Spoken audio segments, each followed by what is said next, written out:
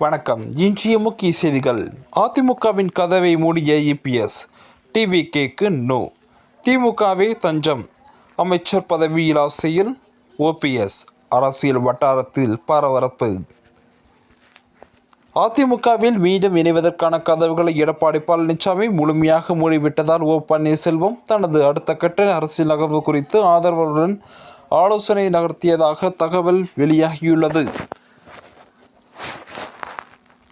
இந்த ஆலோசனையில் திமுகவில் இணைவதே சரியான முடிவாக இருக்கும் என அவரது ஆதரவாளர்கள் யோசனை தெரிவித்துள்ளனர். திமுகவில் இணைந்தால் ஓபிஎஸ்க்கு அமைச்சர் பதவி கிடைக்க வாய்ப்புள்ளதோடு அவரது ஆதரவாளர்கள் சிலரும் எம்எல்ஏவாக முடியும் என நிர்வாகிகள் சுட்டிக்காட்டியுள்ளனர்.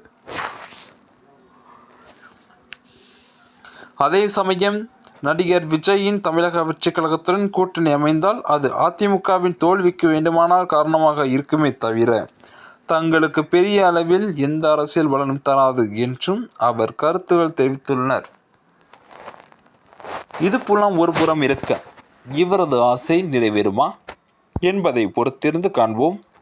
எந்த 2026 சட்டமன்ற தேர்தல் களம் யாருக்கு சாதகமாக அமையப் போகிறது என்பதை தங்களுடைய கருத்துக்களை கமெண்ட் பாக்ஸில் பதிவிடுங்கள். ஒரு யுத்தமாக அமையப் போகிறது. வரலாறு மீண்டும் திரும்புமா?